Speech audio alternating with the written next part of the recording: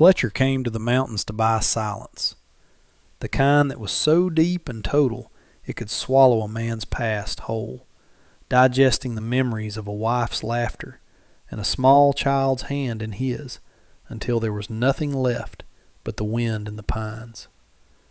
He was a huge man, built of muscle and grief, with a beard that fell to his chest and hair that hung past his shoulders, a walking shadow who had outlived his own life. The cabin he was buying was miles from anywhere, a single room of rough-hewn timber baking under the relentless summer sun. The man who sold it to him back in Redemption Gulch, a jittery fellow named Chin with eyes that never quite met his, had practically thrown the key at him and scurried away with the cash, his relief palpable. Fletcher hadn't cared. He paid for isolation, not conversation. He rode the last few miles, the heat a physical weight on his back, the air thick with the smell of dust and pine resin. The cabin stood in a small clearing, looking abandoned and forlorn. He pushed the heavy door open. The heat inside was a suffocating blanket, thick with the scent of stale air and something else, something human and frightened. He blinked, his eyes adjusting to the gloom. It was then that he saw her. In the far corner, tied to a heavy wooden chair, was a young woman. She was Chinese, no older than 18, her face pale and smudged with dirt. She wore a simple, worn brown prairie dress. Her wrists were bound to the arms of the chair with coarse rope, and another rope held her torso fast. She wasn't crying or struggling. She was perfectly still, her dark eyes fixed on him, wide with a terror so profound it had burned past screaming and settled into a silent, defiant watchfulness. For the first time in 3 years, the deep, hollow numbness inside Fletcher receded, replaced by a white-hot surge of protective rage. He had come here to forget what it meant to care for another human being, but the universe, in its cruel wisdom, had decided he wasn't done yet. He didn't speak. Words were useless things. He walked to the hearth, took the hunting knife from his belt, and tested the edge with his thumb. The girl flinched, but didn't look away. He crossed the small room in 2 strides, knelt before her, and began to saw at the ropes on her wrists. The fibers parted with a rasping sound. He worked with a slow, deliberate steadiness, his massive hands surprisingly gentle. He cut the last rope, the one around her chest, and it fell away. He stood up, stepped back, and put the knife away, giving her space. He had just bought a cabin. It seemed he had also just started a war. The young woman, whose name he would learn was Lynn, did not move at first. She remained in the chair, her hands resting on her lap, her eyes still locked on Fletcher. She rubbed her wrists, a small, unconscious gesture that made the raw, red welts left by the rope stand out against her skin. The sight sent another jolt of fury through him. He turned away, busying himself by kicking open the cabin's single window shutter, letting a shaft of dusty sunlight and a breath of hot air into the stifling room. He went to his saddlebag, retrieved his canteen, and poured water into a tin cup. He set it on the small table near her, then retreated to the far side of the room, leaning against the wall, making himself as non-threatening as a man his size could be. She watched him for a long moment, her gaze assessing, calculating. Then, with a fluid grace that seemed impossible after her ordeal, she rose from the chair, picked up the cup, and drank, her throat working. She drank it all, then placed the cup back on the table with a soft click. "Thank you," she said. Her voice was quiet but steady, not the voice of a victim begging for help, but of a survivor stating a fact. Fletcher just nodded. Silence stretched between them, thick but not uncomfortable. It was a language he understood better than words. Finally, he spoke, his own voice rough from disuse. "Who did this?" She looked at the ropes on the floor. "My uncle, Chin." The name of the nervous man from town. "He owed a debt. He paid it with the cabin. And with me." The words were delivered without self-pity, a simple, brutal equation of her life. Before Fletcher could process this, the sound of approaching hoofbeats broke the stillness. 2 riders. One was the sheriff from Redemption Gulch, a man with a gut and a lazy demeanor. The other was a man Fletcher had never seen, but instantly recognized as a predator.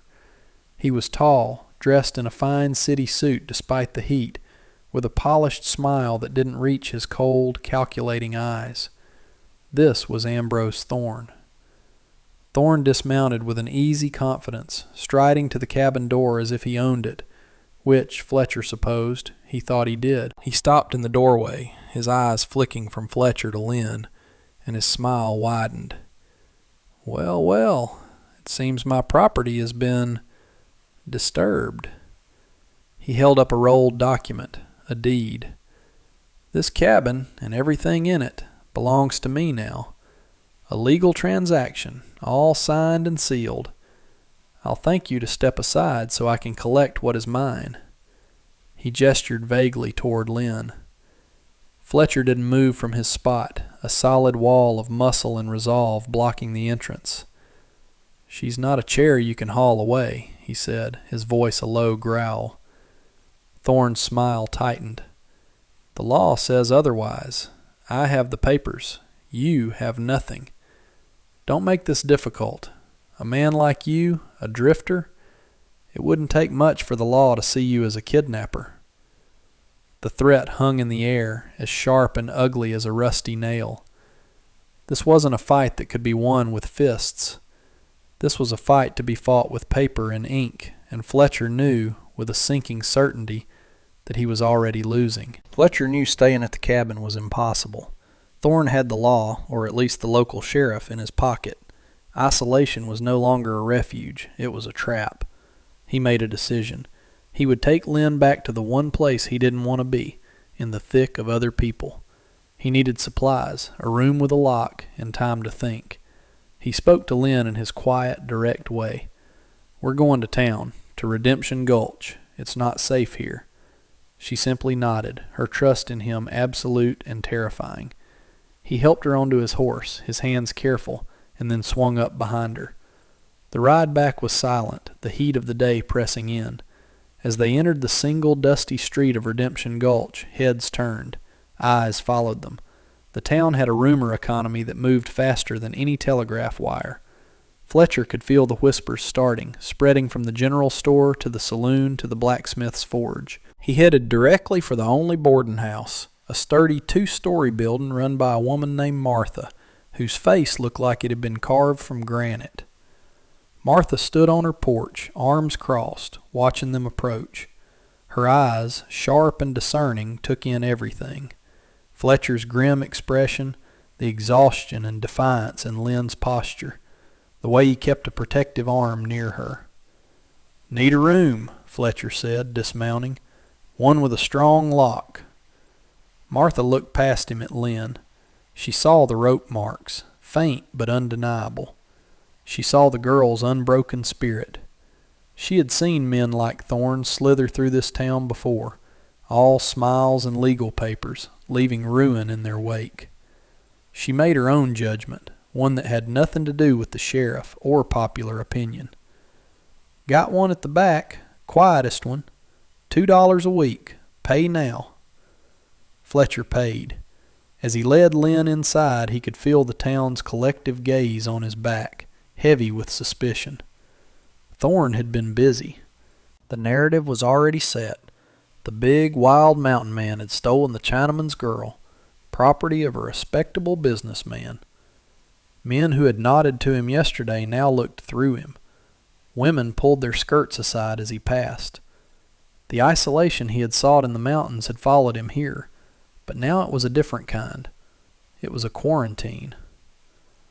Martha showed them to a small, clean room with a single bed and a window overlooking a back alley. She handed him the key. It was heavy, iron, and old. "The law in this town is whatever Ambrose Thorne says it is," she said, her voice low and hard. "But a lock is a lock, and my house has rules. No trouble comes past my door." It was the first kindness they had been shown, and it felt as precarious as a candle flame in a hurricane. That night, from their window, they could hear the talk from the saloon, the occasional mention of Fletcher's name, followed by laughter. The town had chosen its side. They were utterly, completely alone. The next morning, the paper cage snapped shut. Nailed to the post outside the sheriff's office was a notice, written in precise, elegant script. It was a legal injunction, citing local statutes on property and debt. Fletcher's name was there, big and bold, accusing him of the unlawful detainment of chattel property. But the cruelest part was how it described Lynn. It didn't use her name. It called her one bonded servant, female, of Asiatic origin, listing her as a line item in an inventory of assets transferred from Chin to Ambrose Thorne to settle a gambling debt. The document was a masterpiece of bureaucratic violence, stripping Lynn of her humanity and turning her into an object, a thing to be reclaimed. It concluded with a clear and brutal order. Fletcher was to surrender the property to the sheriff by noon on Sunday, 3 days away, at a public hearing on the courthouse steps. Failure to comply would result in his immediate arrest for theft, kidnapping, and obstruction of the law. The notice was Thorne's checkmate. He wasn't using guns. He was using the crushing, impersonal weight of the system he controlled. The townspeople read it and nodded grimly. It was official. It was the law. Fletcher was a criminal. He and Lynn were confined to the boarding house, their world shrinking to the four walls of their small room. The pressure was immense. Every creak of the floorboards in the hall outside made them jump. Every knock on the door was a potential threat. Yet, in this crucible of fear and isolation, something began to shift. Lynn was not wilting. She was focusing. The fear was still there, a constant hum beneath her skin, but it was being forged into a sharp, cold resolve. She sat with Fletcher at the small table, the injunction notice he'd torn down lying between them. "He is very clever," she said, her finger tracing the legal jargon. "He makes it sound clean, like accounting." Then she looked at him, her eyes intense. "But it was not clean. My uncle didn't just sign a debt paper. There was another book, a ledger, and there was a bill of sale. I saw it. He sold me to Mr. Thorne for $200 in cash. It wasn't about a debt. It was a cash purchase." Fletcher leaned forward, the piece of information landing like a stone in a still pond. A bill of sale. That changed everything. An injunction for a bonded servant might be legally murky, but a receipt for the sale of a human being was something else entirely. It was stark. It was ugly. And it was proof. "Where is it?" Fletcher asked, his voice a low rumble. "The ledger? The bill of sale?" Lynn shook her head. "In the cabin. My uncle kept his important papers in a box under a loose floorboard, near the hearth." The cabin. Thorne's men would be all over it, stripping it of anything valuable, erasing any trace of the crime. But if that paper was still there, it was their only chance. It was a sliver of hope in a hopeless situation, a key that might just unlock the paper cage Thorne had built around them. Fletcher was trapped. He couldn't leave Lynn's side. Thorne or the sheriff would snatch her the moment he was gone. But he couldn't get the proof without leaving. The problem churned in his gut, a knot of frustration and helplessness. He stood at the window, watching the dust motes dance in the afternoon light, feeling the seconds tick away toward Sunday. The solution came not with a bang, but a quiet knock on the door. It was Rowan, the young man who worked at the livery stable. He was lanky and freckled, barely a man, with eyes that held a weary wisdom beyond his years. Fletcher had seen him around, had noted the boy's quiet competence. Rowan held a bucket of fresh water and a small bundle of food wrapped in cloth. "Martha sent me," he said, avoiding Fletcher's gaze. "Figured you couldn't go out." He set the things down just inside the door, but he didn't leave. He lingered, shifting his weight. "I saw you," Rowan said, his voice barely a whisper. "Out at the old cabin. I was checking a fence line. I saw Mr. Thorne arrive. I heard what he said. About property."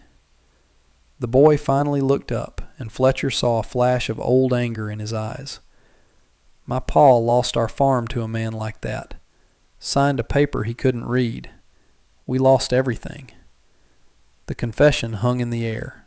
Here was an ally, someone the town overlooked, someone who could move without being noticed. Fletcher made a quick calculation, a risk that could either save them or doom them completely. He told Rowan about the bill of sale, the ledger, the loose floorboard. He didn't ask for help. He just laid out the facts, the map of their only escape route. Rowan listened, his expression hardening with purpose. "Thorne's got 2 of his hired men staying out there," he said, his mind already working. "They get drunk after supper, play cards. They're lazy. The best time to go would be after midnight." He looked from Fletcher to Lynn, who had been listening silently from the corner. "I can do it," Rowan said. It wasn't a boast. It was a vow. And so the plan was set, a dangerous, desperate gamble entrusted to a boy fueled by a righteous grudge. As Rowan slipped out, the weight of the countdown pressed down on Fletcher. 2 days until Sunday, the words echoed in his mind. Their lives now rested on the slim shoulders of their new, unlikely ally. All they could do now was wait in the stifling quiet of their room, listening to the clock on the mantelpiece tick off the seconds of their dwindling time. The night was moonless, a blanket of black velvet pricked with a million cold, distant stars. Rowan moved through the trees like a ghost, his worn boots making no sound on the pine needles. He'd been hunting these woods since he was a boy. He knew every rock and every shadow. He could smell the wood smoke from the cabin long before he saw the faint flicker of lantern light through the trees. He crept closer, his heart a frantic drum against his ribs. Just as he'd predicted, Thorne's 2 hired men were on the porch, a bottle of whiskey passing between them, their laughter loud and careless in the immense silence of the forest. Rowan circled around to the back of the cabin, to the single window with the broken shutter. He waited. He counted the minutes by his own pulse. It felt like an eternity, but eventually the voices out front grew sluggish, the laughter faded, and soon he heard the heavy, rhythmic sound of snoring. Now was the time. He slipped through the window, landing silently on the dirt floor. The inside of the cabin was a mess. Furniture was overturned, drawers pulled out, their contents strewn across the floor. Thorne's men had been searching for something, or perhaps just indulging in petty destruction. Rowan ignored it all and went straight to the hearth. He knelt, his fingers tracing the edges of the floorboards in the faint starlight filtering through the open door. He found it almost immediately, a single board whose edge was slightly raised. He pried it up with the tip of his knife. The space beneath was dark and hollow. Reaching inside, his fingers brushed against cold metal, a small lockbox. It was heavier than he expected. He lifted it out, his breath catching in his throat. This was it. This had to be it. He was about to replace the floorboard when a floorboard on the porch groaned. One of the men was stirring. Rowan froze, the box clutched to his chest. He heard a string of curses as the man stumbled back to his chair. The snoring resumed. Rowan didn't wait for a second chance. He scurried back to the window, slipped out into the darkness, and ran. He didn't stop running until the lights of Redemption Gulch were a faint glow in the distance. He made his way through the back alleys to the boarding house and gave the prearranged signal, a soft scratching on the door. Fletcher opened it a crack, his massive frame filling the space. Rowan pushed the metal box into his hands. "Got it," he breathed, exhausted but triumphant. Fletcher pulled him inside and barred the door.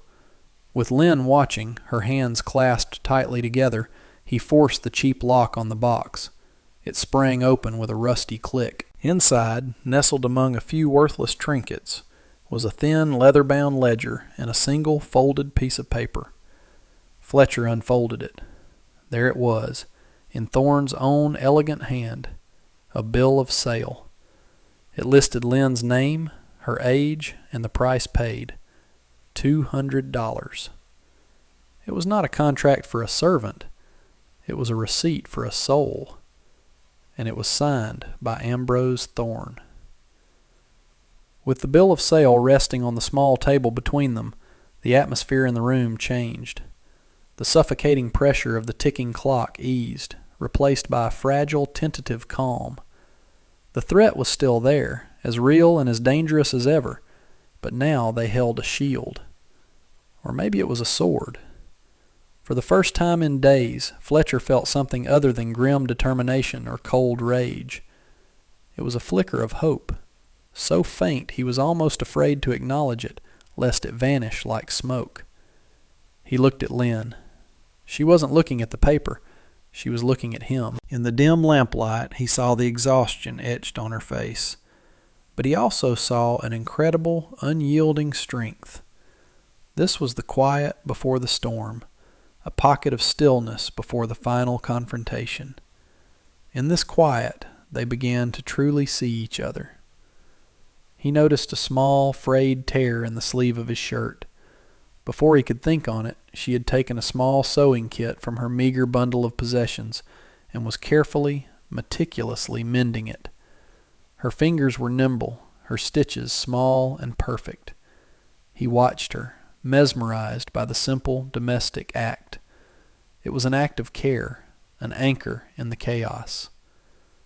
Later, as she cleaned the raw skin of her wrists with a cloth and some salve Martha had given them, his gaze fell upon the fading marks. Without a word, he took the cloth from her, his large, calloused hands surprisingly gentle as he finished the task. His touch was feather-light, a silent apology for the cruelty of the world, a promise of safety. Their hands brushed, and a current passed between them, something warm and alive in the cold room. That night they talked. The words came haltingly at first, then flowed more easily in the shared darkness. He told her about his wife, Sarah, and his son, Daniel, taken by fever 3 winters ago. He spoke of the silence they'd left behind, a silence so loud it had driven him from his own life. He had never spoken their names to another soul. She, in turn, told him of her home across the sea, of the smell of the rain on the rice paddies, and the taste of the sweet cakes her mother used to make. She spoke of the lies her uncle had told her, of a new life in America, a promise that had curdled into a nightmare. They were 2 people from different worlds, their lives shattered by loss and betrayal. But here, in this small room, they were creating a new world, a fragile sanctuary built on mutual respect and a shared will to survive. He saw her not as a girl he had to save, but as a woman with a will of iron. And she saw him not as a giant, fearsome protector, but as a man whose own broken heart had somehow remembered how to beat for someone else. There were no declarations, no grand romantic gestures. There was only the quiet, profound intimacy of 2 people choosing to face the darkness together. Sunday arrived with a blistering, white-hot sun that beat down on the dusty streets of Redemption Gulch. The public hearing was set for noon on the steps of the courthouse, and it felt as though the entire town had turned out to watch. They crowded the street, their faces a mixture of morbid curiosity, fear, and grim satisfaction. It was a spectacle. The drifter versus the town's most powerful man. To most, the outcome was a foregone conclusion. Ambrose Thorne stood at the top of the steps, looking cool and impeccable in his dark suit. The sheriff stood beside him, sweating in his uniform, his hand resting self-consciously on his pistol. Thorne radiated an aura of calm authority, the picture of aggrieved respectability. He had the law, the money, and the town on his side. When Fletcher and Lynn emerged from the boarding house, a hush fell over the crowd. Fletcher walked with a slow, deliberate stride, his sheer size a challenge to the murmuring onlookers. Lynn walked beside him, her head held high, her gaze fixed forward. They didn't look like criminals being brought to justice. They looked like two sovereigns of a nation of two, marching to a battle of their own choosing. The proceedings began. A circuit judge, a weary man named Patterson, who clearly wanted the whole affair over with, presided. Thorne spoke first. His voice was smooth, reasonable, and full of practiced charm. He laid out his case with flawless logic, presenting his signed deeds, the debt ledgers from Chin, and the official injunction. He painted Fletcher as a violent, unstable vagrant who had trespassed on his property and absconded with a bonded servant, a simple asset in a business transaction. This is a matter of law and order, Thorne concluded, his gaze sweeping over the crowd, of respecting contracts and protecting property. If men like this, he gestured dismissively at Fletcher, can simply take what is not theirs, then what holds our community together? The crowd murmured in agreement. It made sense. It was clean. It was the law. Judge Patterson nodded, his expression grim. "Mr. Fletcher," he said, his voice flat, "do you have anything to say before I rule on this injunction?" Fletcher stepped forward. He was not an eloquent man. He held no legal papers. All he had was a single, folded sheet of paper in his hand. The crowd leaned in, a collective intake of breath. The showdown had arrived. Fletcher didn't address the judge. He addressed the crowd, his voice not loud, but a low, carrying rumble that cut through the midday heat. "This isn't about a debt," he said, his eyes scanning the faces before him, the curious, the hostile, the indifferent. "And it's not about a contract for a servant." He held up the single sheet of paper, the bill of sale. "This is about a man buying a human being for cash." A wave of shock rippled through the onlookers. This was not the clean, legal story Thorne had told them. This was something sordid, something ugly. Thorne's face paled, his polished composure cracking for the first time. "That is a forgery!" he snapped, his voice a little too loud, a little too shrill. "A desperate fabrication by a common criminal." Fletcher ignored him. He began to read from the paper, his voice steady and clear. "One female, Chinese. Name, Lynn. Age, 18. Condition, sound. Price agreed, $200. Paid in full." He let the words hang in the dead, silent air. Every eye was now on Thorne, who was starting to sweat. Then Fletcher did something no one expected. He turned to Lynn, who stood just behind him. He didn't speak for her. He didn't shield her. He empowered her. He held out his hand, not to lead her, but as an invitation. "Lynn," he said, his voice softening, "tell them." She stepped forward. The crowd parted slightly, as if making way for a force they didn't understand. She was small, a single figure against the backdrop of the hostile town, but her posture was straight, her chin high. She looked directly at Ambrose Thorne, and for the first time he flinched. "My name is Lynn," she said, her voice ringing with a clarity that belied her size. "I was not a servant. I was not collateral. I was sold. My uncle, Chin," she pointed to the man cowering at the edge of the crowd, "sold me to that man." A gasp went through the crowd. Her words, simple and direct, had more power than all of Thorne's legal documents. She was not an object on a ledger. She was a person, telling her truth. And then the dam of public silence broke. Martha, the boarding house owner, stepped forward from the porch of her establishment. "She's telling the truth," Martha declared, her voice like a hammer blow. "Thorne came to my house, tried to threaten me, tried to buy me. He said the girl was his to do with as he pleased." Then another voice, Rowan, standing near the livery. "I saw him at the cabin. I heard him call her his property." The crowd began to murmur, the tide of opinion turning with breathtaking speed. They were no longer passive spectators. They were witnesses. They had been complicit in Thorne's narrative, and now, faced with the undeniable truth of a young woman's testimony and the stark ugliness of the bill of sale, their collective conscience awakened. Judge Patterson, a man who followed the path of least resistance, could see the new path forming before him. He looked from the damning paper in Fletcher's hand to the furious faces in the crowd, to the crumbling facade of Ambrose Thorne. He slammed his gavel down. "Sheriff," he commanded, his voice booming with newfound authority, "arrest Mr. Thorne and arrest Mr. Chin on the charge of human trafficking." The aftermath was quieter than the storm that preceded it. The arrest of Ambrose Thorne and Chin sent a seismic shock through Redemption Gulch, rearranging the town's social geology. Power, it turned out, was not as permanent as stone. Sometimes it was just a story people agreed to believe. Once a better story, a truer one, came along, the old one crumbled to dust. The next day, the sun rose on a different town. The whispers that followed Fletcher and Lynn were no longer suspicious, but respectful. Nods of greeting were offered freely. A basket of bread and cheese appeared on their doorstep at the boarding house, left by an anonymous hand.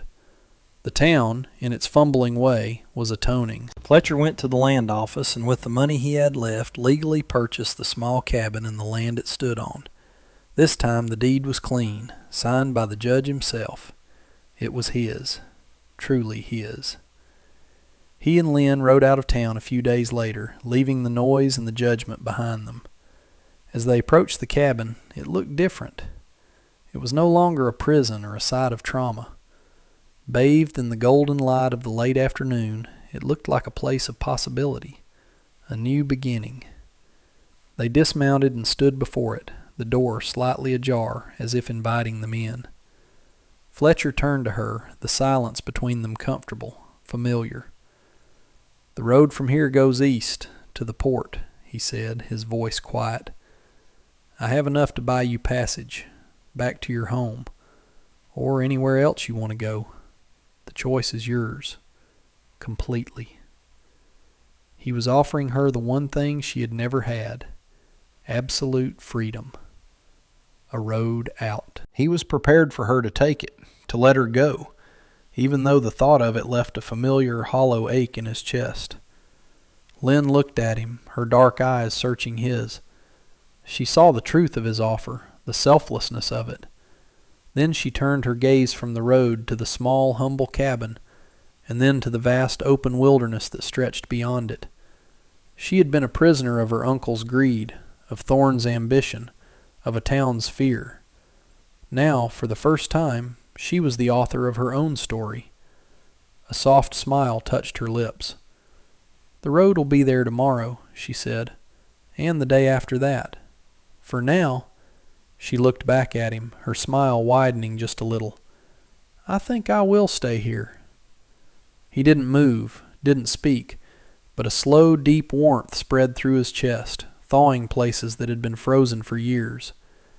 He had come to the mountains seeking an ending, a place to let his life run out in silence. Instead, standing here beside this impossibly strong woman, under the wide and endless sky, it felt, for the very first time, like a beginning.